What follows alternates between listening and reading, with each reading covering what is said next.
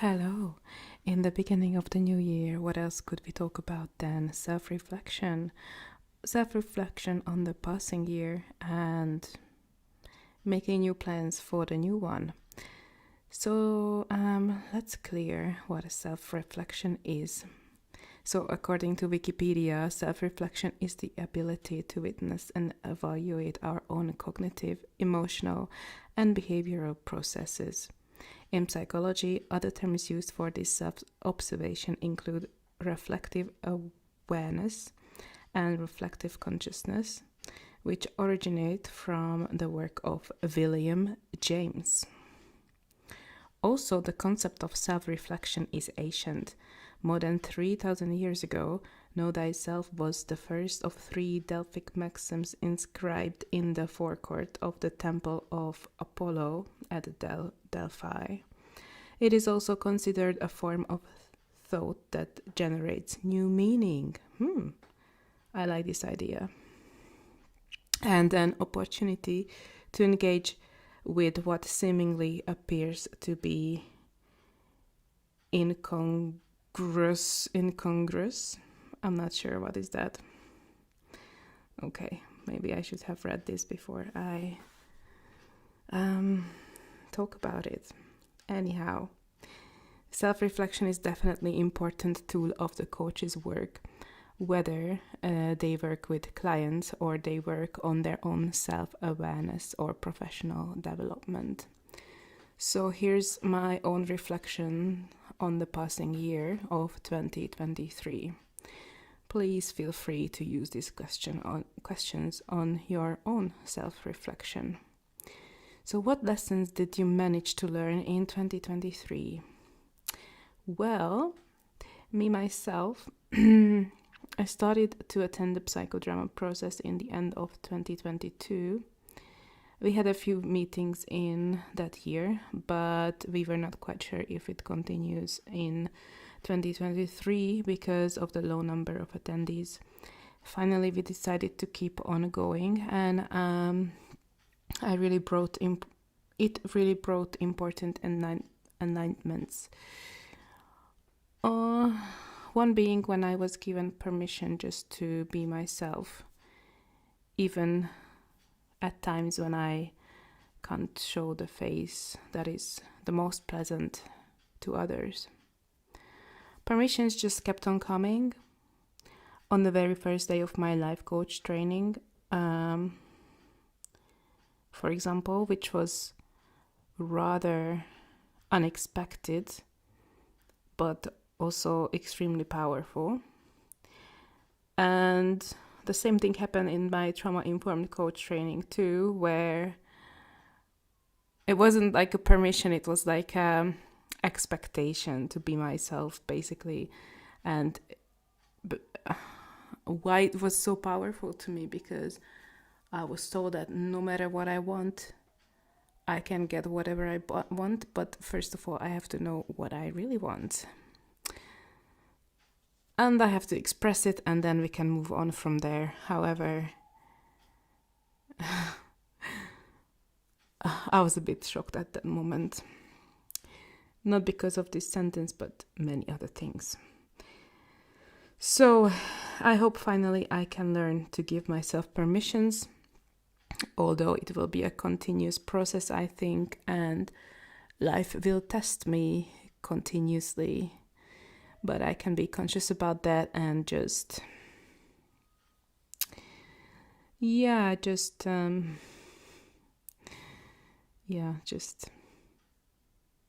to give myself the permission. I feel like I don't need to be given any more permissions, but I only my own to myself. Okay, so let's move on to 3 things that I can carry on from 2023. So it's definitely my new professional qualifications, which is related to coaching, life coaching, and trauma-informed coaching, and the ability to give myself permissions and self-reflection. Which I'm doing right now. Also, the most exciting surprise of 2023. Oh, I love this one. This one is the best. So, I volunteered at an audiovisual festival in an old power plant. So the location is not only featured in my favorite movie, which is Blade Runner 2049, but also I chose the location, which is like an abandoned industrial area, quite it's rather, it's like it has the, it's like also very like post-Soviet or brutalist as well. So you can imagine the atmosphere. So I also chose this abandoned place to write about myself in a therapeutic writing exercise. And the funny thing is that after I wrote this piece, in 6 months, everything became true. So I guess I should continue that story then. But just to experience the festival as well, it was like a one-off experience, and I'm grateful that I could be part of it. And the last question is, what did you avoid in 2023? Well, 2023 was the year of my inner metamorphosis, and there was a lot of focus on myself, but I hope next year will be the time of meaningful connections, which I keep on expressing to in my coaching sessions. And I also started this process. I think everything is connected because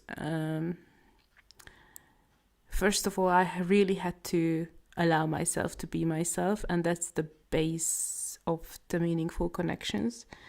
Maybe I lacked in meaningful connections because I just was not given the permission to be myself, and so now I'm getting there. I already had like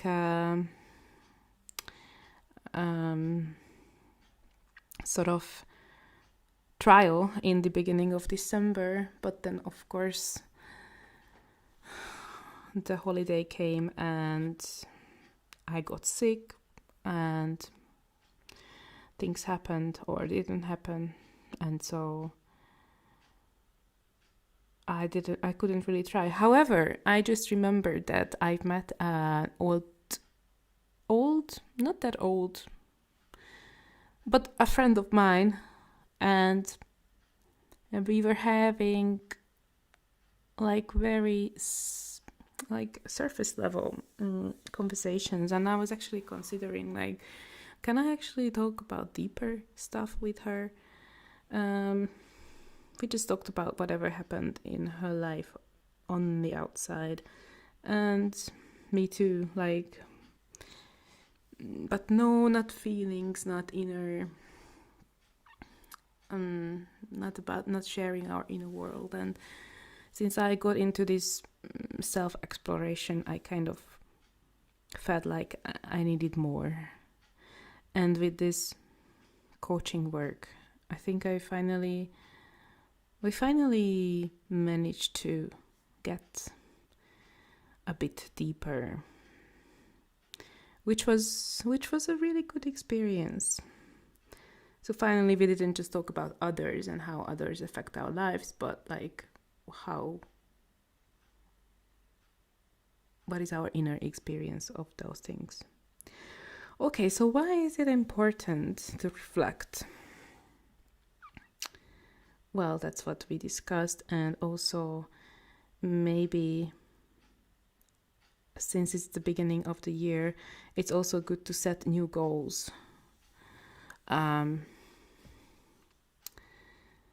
So in the beginning of the new year, it's questions that we can repeatedly ask, and definitely recently in the past, like 1 or 2 months even, I have to ask this question, like, what is my goal every twice a week, I think, if not more. So it's really beneficial to ask what is my goal, because not only I receive useful questions from my coaches, but it's a powerful just to be able to say out loud what I want. So it already gives me a focus or like empowerment to just do whatever I want, because when I can actually verbalize it, it just makes it much more powerful. However, there are other things that a coach can help you with reaching your goal, whether it's for 2024 or maybe it's like a plan for the next 5 years, 10 years, no matter how long.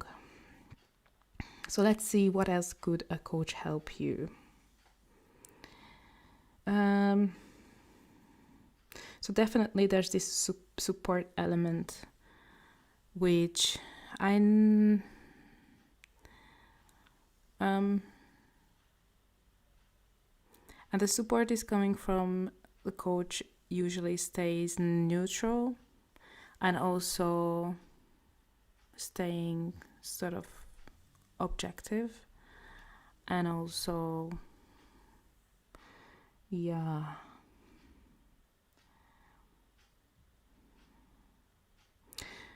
coaches also have really great questions, if it's a good coach, of course. And that way you can gain more clarity on the topic that you are discussing. So the questions will also lead you to create an action plan, which is necessary to